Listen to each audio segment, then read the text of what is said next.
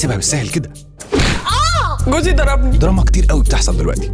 وبمناسبة الدراما، أبو فرح نجم المسلسلات العربي والممثل المشهور ماجد الألفي قرر إنه يرجع في حياة فرح ويبقى جزء منها. أنا هفضل على طول جنبك، مش هسيبك، اتفقنا؟ اتفقنا. وفي نفس الوقت دلال مامة فرح بدأت تحس بحاجات ناحية ماجد من تاني زي الأول بالظبط، بس للأسف اكتشفت موضوع نورة طليقته سابقا ومديرة أعماله حاليا. ماجد فين؟ ايه رايك ما تبعتي له على تويتر وتريحي نفسك من المشاوير؟ وده عقد الدنيا جدا، بس دلال قررت ما تسيبش الموضوع بالسهل. طب بتهبب عندك ايه في الكرفان؟ وبرضه ما كانش سهل اللي بيحصل مع فرح بعد ما قررت تنسى أي حاجة حاسة بيها ناحية شادي وتركز مع خطيبها طارق. أنا مش عايزة طارق يضيع مني في كل اللي بيحصل ده، أنا بحبه فعلا. بس للأسف فرح اكتشفت إن طارق كان بيكذب عليها طول الفترة دي. انت كنت عارف؟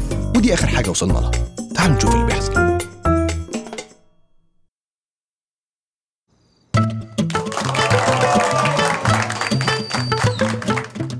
عيد ميلاد فرح ال21 يتوصف بكلمة واحدة بس: مسخرة. نعم، عايزة ايه؟ افتحي الباب. لا، حتى لو انت على الباب يا رضوى انا مش عايزة اشوف وشك عشان انا طفيت الشمع من غيرك يا نادلة. ازاي تعملي كده؟ هابي بيرثدي فروحه. مش عايزة منك حاجة. معلش والله اللي ده الاخر. اقفلي الباب. حاضر.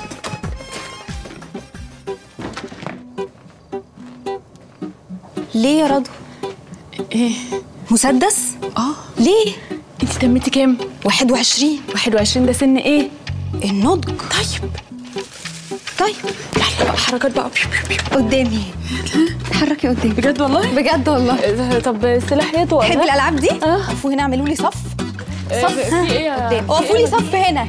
صف لو سمحت. اقول لكم حاجه، انزلوا على الارض وارفعوا ايديكم لفوق. وطوا.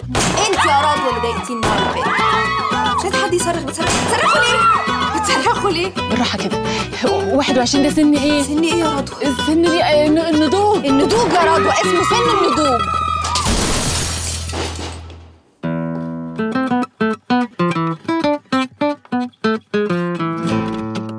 في المسلسلات العربي ده بيبقى اسمه الشرارة الأولى، اللي بيحصل فيه إن شخصين هيحبوا بعض يقابلوا بعض لأول مرة.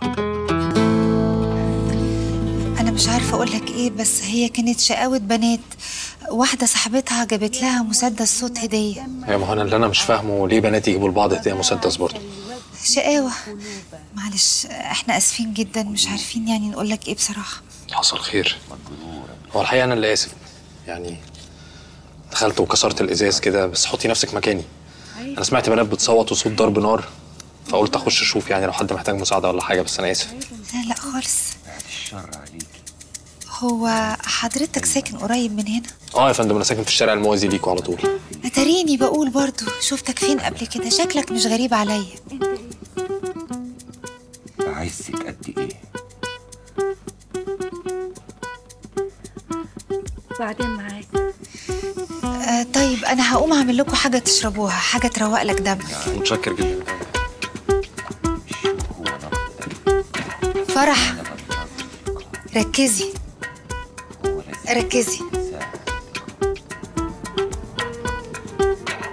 الحب هو الحياة.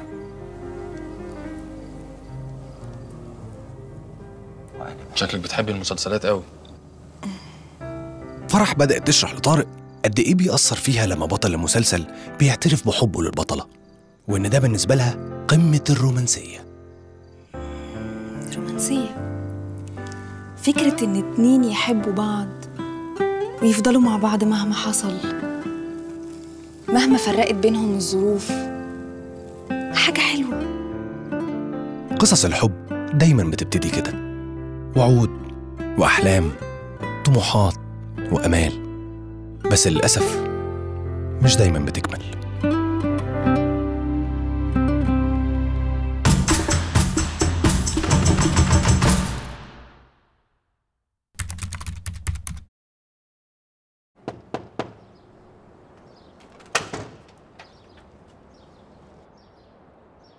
فرح بعد ما عرفت إن طارق كذب عليها في موضوع نادين أخدت قرار صعب جدا من ناحيته. انت نسيتي ده في عربيتي. شكرا. عايز اتكلم معاكي. مش عايزة أتكلم.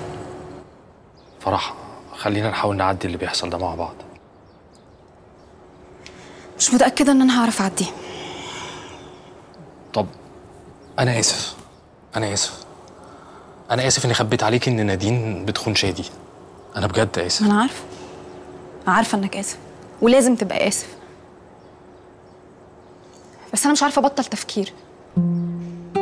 انت عارف انا بكره الكذب قد ايه. انا كنت في مصيبه يا طارق، وكان ممكن اكذب عليك وكل حاجه هتعدي وخلاص، وما عملتش كده. بس بعد اللي حصل ده انا عماله افكر انت كذبت عليا كام مره قبل كده، وخبيت عليا كام حاجه كان لازم ابقى عارفاها.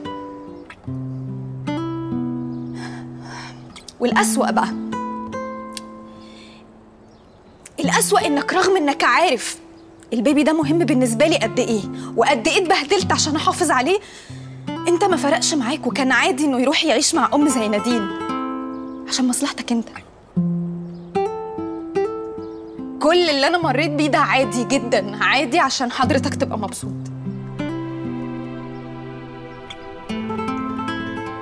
يعني كل اللي انا عملته معاك يا فرح ما يشفعليش؟ ما هي مش غلطه بسيطه، هي مش غلطه بسيطه يا طارق عشان تشفع لك.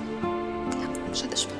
قلت لك ان دي كانت تحريات، ما كانش ينفع اقول. ما تكملش كذب لو سمحت، انت عارف كويس قوي ان مش ده السبب. مش شايفه انك صعبه شويه يا فرح؟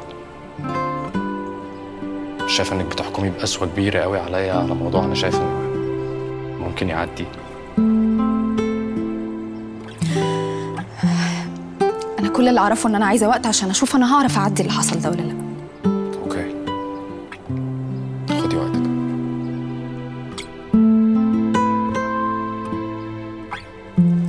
سلام. ماشي يا فرح.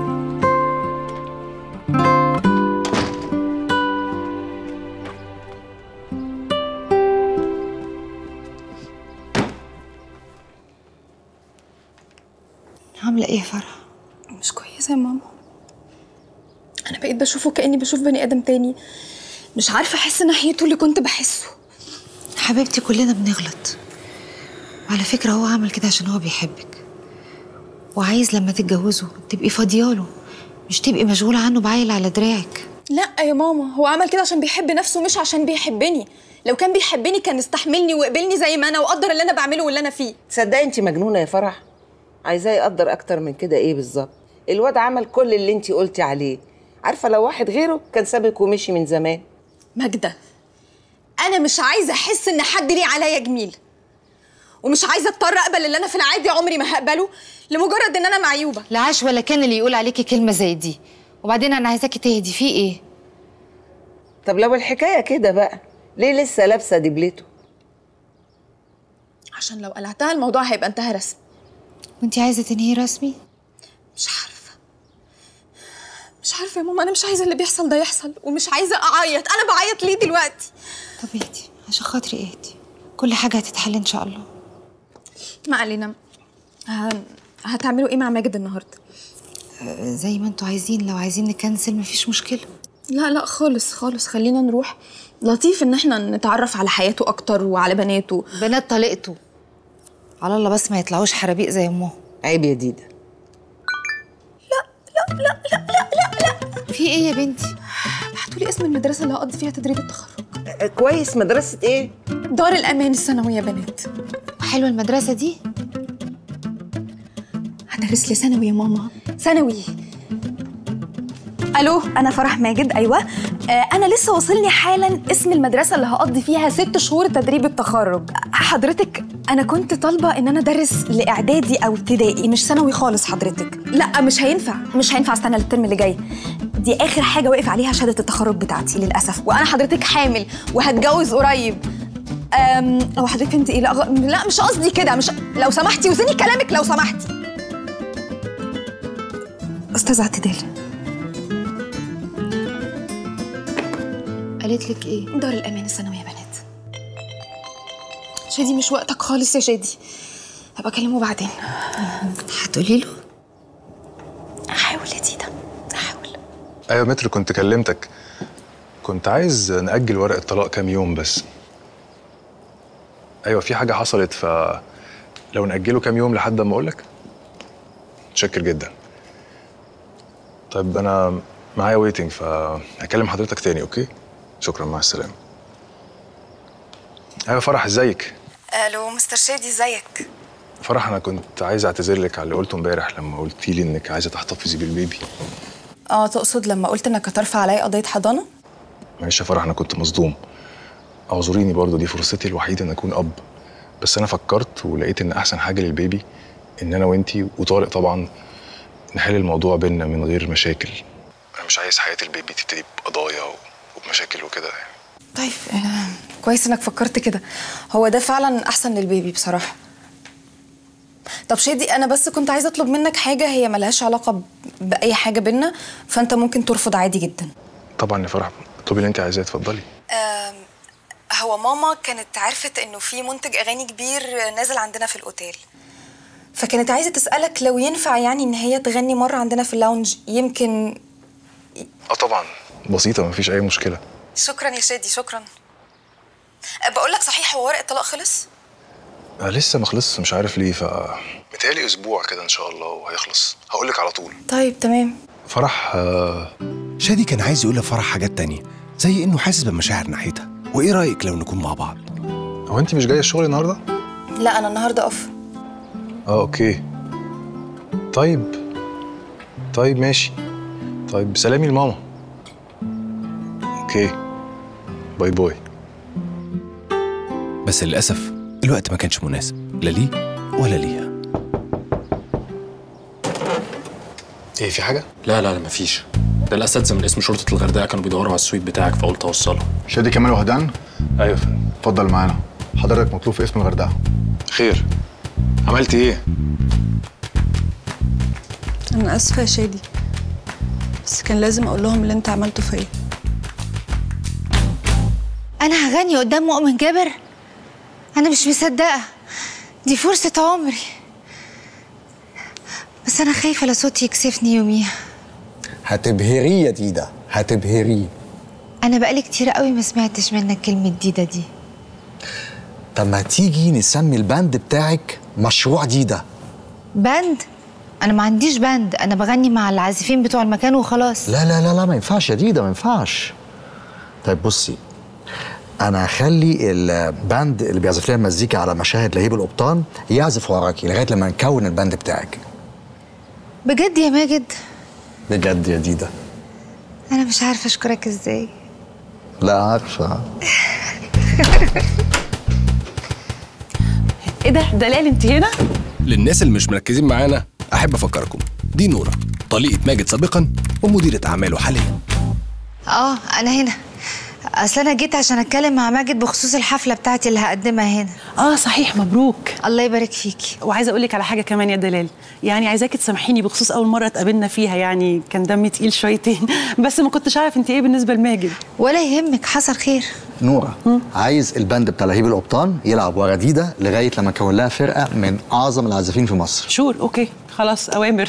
الصحفيين بتوع برنامج عالم الدراما صحيح مستنيينك عشان ياخدوا الانترفيو. أوكي، هنزل لهم حالا. أوكي. ديدا، أشوفك على العشاء. أكيد.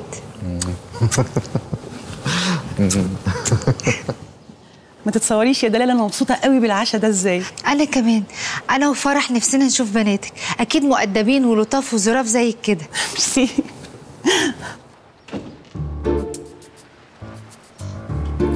ابعدي عنه يا فندم. انت فاكراني مش فاهمه انت بتعملي ايه؟ انا بشوف حركات اللي زيك دي كل يوم على فكره. زيي؟ طبعا. ما دورتيش على ماجد بقى لما بقى نجم ومشهور؟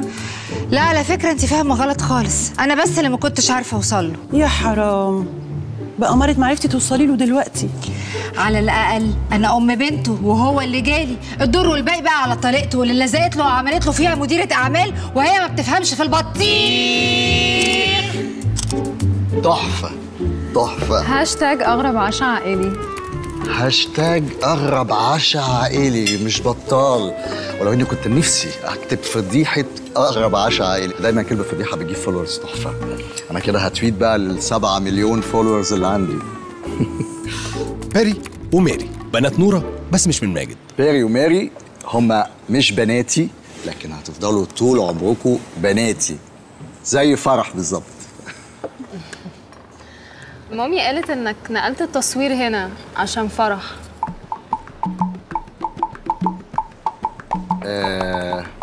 هو مش بالظبط يعني، هو المنتج قرر فجأة اوت اوف نو وير كده ان هو قال انا خلاص هننقل التصوير كله هنا، فانا طبعا وافقت.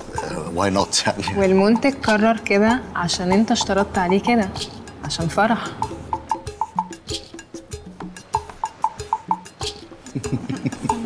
ده ايه الغلاسه دي يا فيري؟ سو كيوت يخرب عقلك، سو كيوت.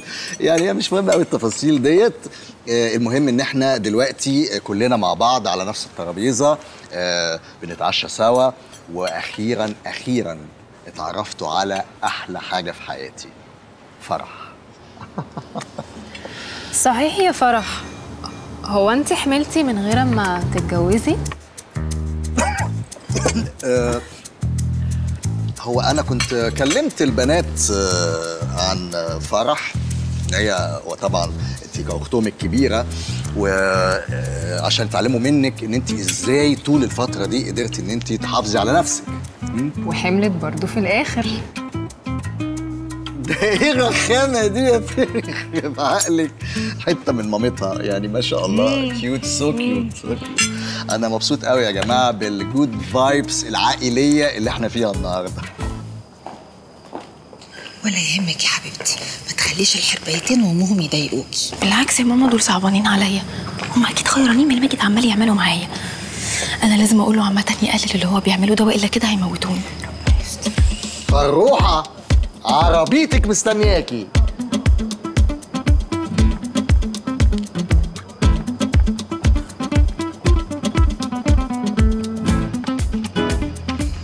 يا ضنايا يا بنتي، الحقيني يا ماما، انت كده متي خلاص. خلاص بقى يا عم، حاضر، هخلص وهجيلك على طول. يلا يلا، مع السلامه. مالك؟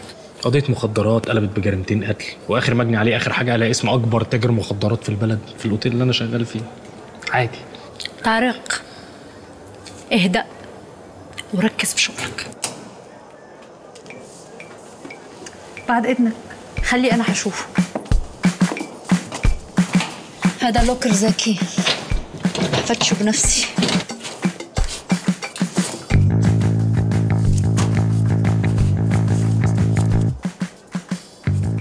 What's this؟ ايه ده؟ هذا رقم تليفون او ارقام حاجه عندكم في الاوتيل، مش عارفه. ممكن بعد اذنك؟ ومين جوهره هذه؟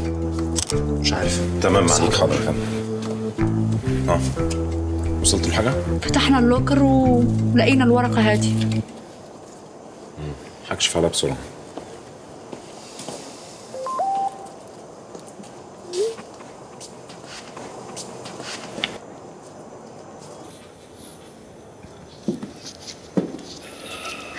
حب قديم.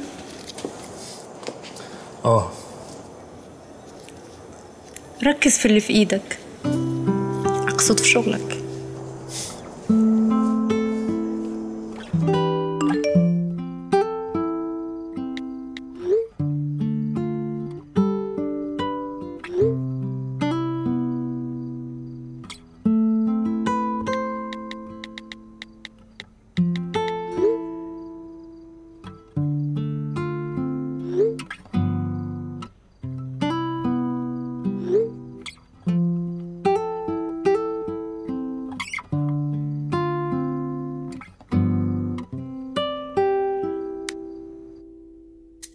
نورة سمعت كلام ماجد وجابت لدلال البند اللي هتغني معاه. انا مش عارفه اشكرك ازاي على مساعدتك ليا في موضوع البند ده. البند؟ لا يا حبيبتي ما تشكريش، دي حاجه بسيطه خالص. اتفضلي اتفضلي.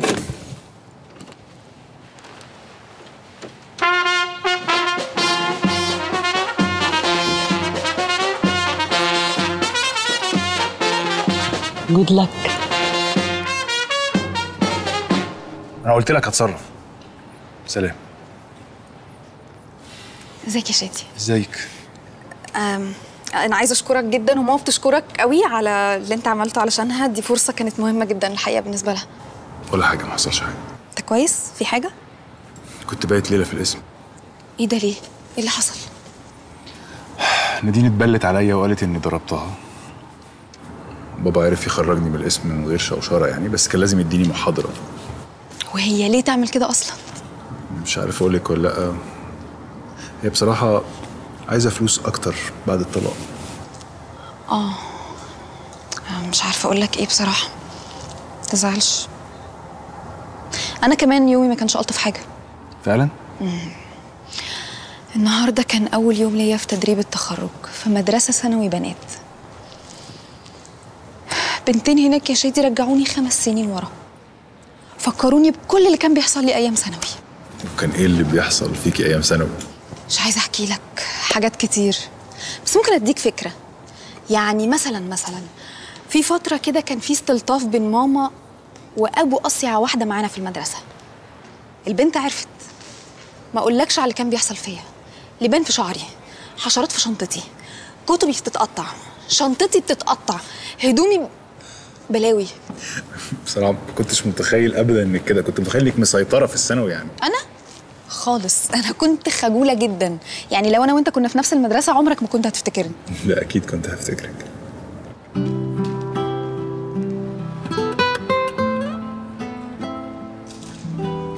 بس اكيد يومك اصعب. انت قضيت ليله في القسم.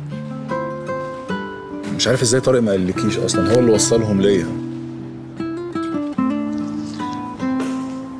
هو الحقيقه انا وطارق في ما بيننا شويه مشاكل. بجد؟ ودي كانت شرارة خفيفة بين شادي وفرح. طيب انا هقوم اكمل شغل. اتفضل. ميرسي مره تانية. العفو.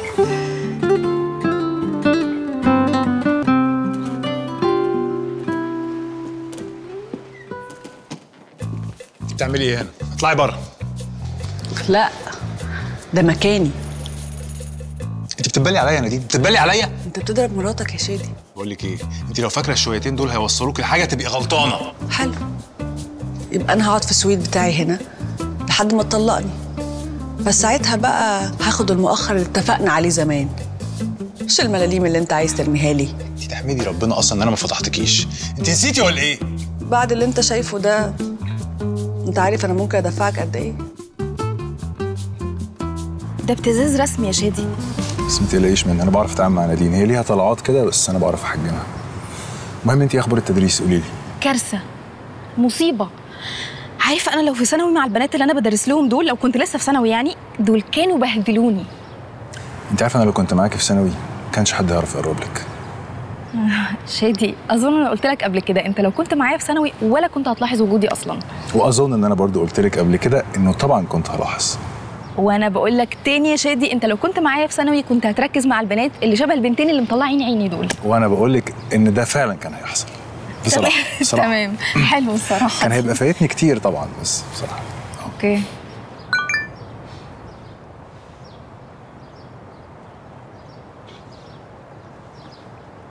ايه، في حاجه؟ ده طارق عايزنا نتكلم. اوكي. طب هو انت فرح حاسه بايه دلوقتي؟ انا متلخبطه. طبيعي طبعا، هو اللي بيحصل حوالينا ده برضه غريب انا فاهمك جدا. انا عشان كده برضه كنت عايز اكلمك في حاجه مش عارف ليها معنى ولا لا، ولا ليها لازمه اصلا ولا لا، بس في وسط كل اللي بيحصل ده انا عايز ابقى معاكي.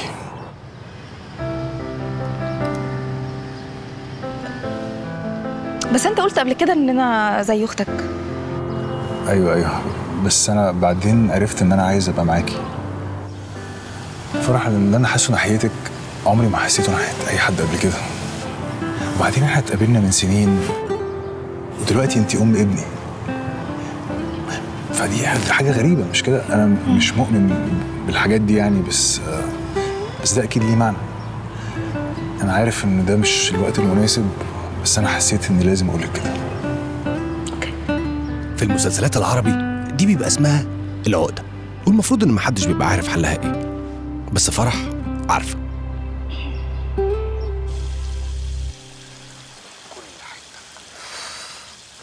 ما تخلص بقى يا اخي وتقول لها انك بتحبها. بجد يا ست قبطان.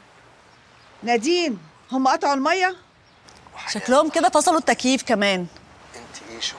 بعدين انت بقالك ساعه في الحمام بتعملي ايه؟ الظروف هكون بعمل ايه؟ رغم كل اللي اتصرف ازاي انا دلوقتي؟ هفضل انا عارفه بقى. تلاقيه قال لهم يقطعوا عندك انت كمان في الاوضه. مش مهم. المهم دلوقتي قولي لي اتصرف ازاي؟ جاتكم القرف. خير يا طارق، كنت عايزني في ايه؟ عايزك عشان حجزت لنا يخت. مش هينفع يا طارق، ماما هتغني النهارده في الاوتيل. بجد؟ بس مش عشان كده بس. في حاجات كتير اتغيرت يا طارق. مفيش حاجه اتغيرت يا فرح. انت بتاعتي، انا بحبك وانت بتحبيني. حاولي تسامحيني بقى يا فرح. انا مسامحاك يا طارق. امال ايه؟ في حاجات كتير اتغيرت، مش عارفه اشرحها لك ازاي. كل ده يا فرح عشان انا كدبت عليكي؟ بالتأكيد لا، بس فرح كان لا يمكن تقول. انا اسفه يا طارق.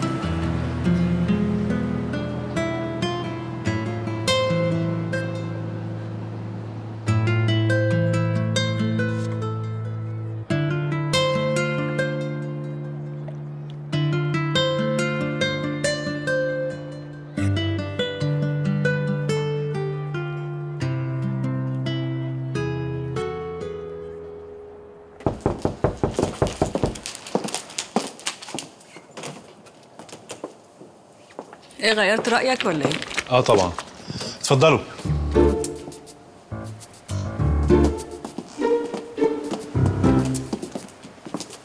يا ريت تحكوا لمدام نادين اللي حصل بالظبط. ضربت نفسها قدامنا كلنا. كنا بنوضب السويت وشفناها. حضرتك ما لمستهاش اصلا يا مستر شادي؟ ميرسي جدا يا جماعه.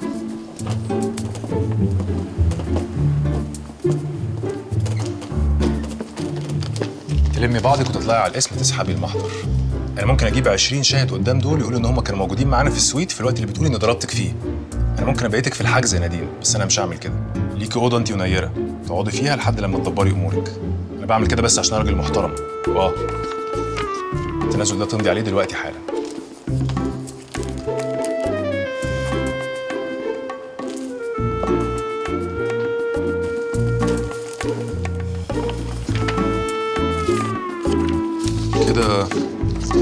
كده انت مالكيش عندي ولا مليم. انت طالق يا نادين. يعني ما اجيبلكيش هدايا؟ ماجد، احنا اتفقنا ان احنا ناخدها واحده واحده، ومش العربيه خالص المهمه بالنسبه لي الفتره دي. فرح حبيبتي انا فاهم، بس انا عايزك تتخيلي انه انا من 5 سنين بس ما كنتش لاقي اجيب بسكليتة، فلما دخلت حياتك لقيتها مظبوطه، كل حاجه موجوده، دراستك، شغلك، مخطوبه، حامل، ما شاء الله. انا فاتني كل احداث حياتك المهمه، فكنت عايز اعمل حاجه تفرق. ما تقوليليش انه العربيه مش مهمه. طيب يا ماجد، انت عندك حق في النقطه دي. العربيه فعلا هتبقى مهمه الفتره اللي جايه، لانه طارق مش هيوصلني تاني خلاص. ليه اللي حصل؟ الظاهر ان المره دي في حدث مهم في حياتي مش هيفوتك. يعني انت مش ناويه تديله فرصه تانية؟ اصل احيانا فرح حبيبتي الدنيا لما بتتغير بنشوف الناس بشكل مختلف. بالظبط، هو ده بالظبط اللي حصل. يعني اول ما الموقف ده حصل انا انت فين يا ماجد؟ عجبك اللي طليقتك عملته فيا ده؟ الهانم بوظت لي حفلتي. بسيطه خالص، ده بقى مجرد سوء تفاهم يا ماجد.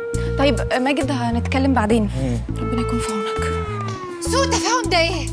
الهانم كانت جايبه لي فرقه حسب الله، وبعد ما انا اتفقت مع فرقه وسط الامن ان هم ما يدخلوهمش ومشيوا. بصراحه كانت عره قوي يا ماجد، فرقه ما ينفعش خالص تطلع على الستيج. مش انت يا هانم اللي تقولي اذا كانوا عره ولا مش عره. انتوا فاهمين انتوا عملتوا ايه؟ انتوا ضيعتوا اهم لحظه في حياتي بيني وبين فرح من ساعه ما اتقابلنا.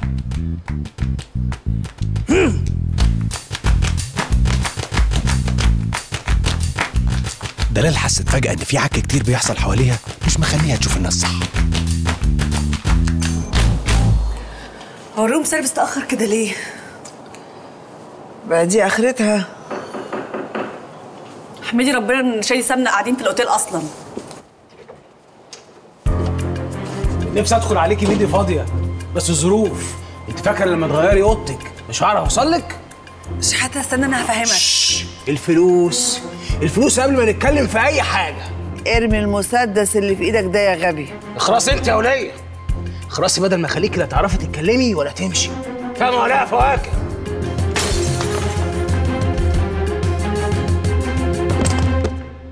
مساء الخير. معلش هو حصل شوية لخبطة كده، فأنا هغني من غير باند، بس عادي يعني عملتها قبل كده كتير. إن شاء الله تقضوا سهرة حلوة معانا.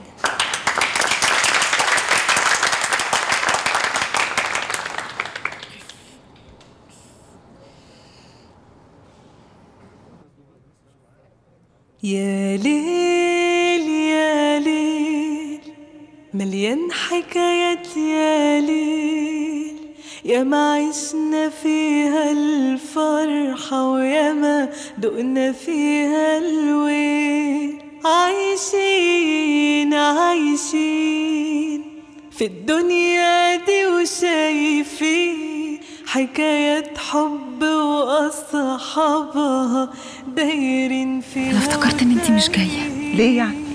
يعني قلت غنى ومسخرة وحاجات من دي. واسيب دي ده لوحدها في يوم زي ده؟ وفي حب نهايته ملاحظة، وفي حب يخلي الواحد طاير وسط الناس، في قلوب تجرح وتكابر، وقلوب في الحب تعافر، وقلوب بتحب وتنسى وهي ذكرى وخلاص. يا ليل يا ليل مليان حكايات يا ليل، يا ما عشنا فيها الفرحة ويا ما دقنا فيها الويل.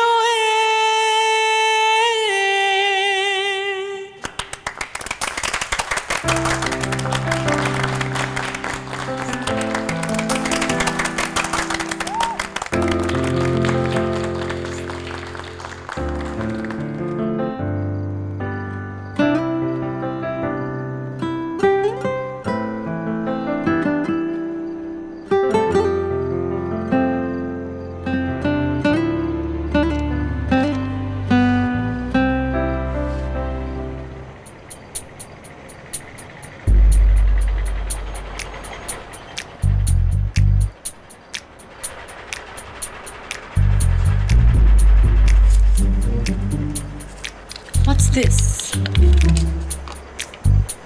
ايه ده؟ هذا رقم تليفون أو أرقام حاجة عندكم في الأوتيل، مش عارفة. ممكن بعد اذنك؟ ومين جوهرة هذه؟ مش عارف.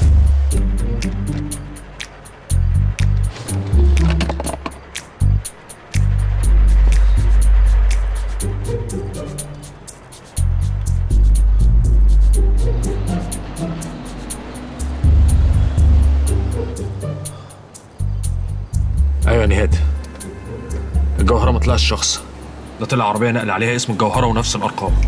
ايوه زي ما بقول لك كده، انا واقف دلوقتي قدام باب الاوتيل الخلفي، دخل عربيه مكتوب عليها الجوهره ومكتوب عليها نفس الارقام. واضح كده ان في شحنه مخدرات جديده داخله. احنا هنمسك حاصل الغول يا نهاد. ديدا كنت حلوة قوي قوي قوي، كنت تجنني بجد يا فروح. والله. هو ايه اللي بجد؟ انت ما شفتيش الناس كانت بتسقف ازاي؟ حبيبتي حبيبتي هايله يا روحي. كنتي هايله، كنتي عظيمه بجد يا ماجد. زي ما كنتي دايما. تخيل بقى لو معايا فرقة كمان. بونسوار يا نينا. بونسوار يا حبيبي. بونسوار، عاملين ايه؟ بونسوار. بونسوار طبعا. تعالي جوجو اقول لك حاجه. طيب تعالي انت بقى اقول لك حاجه.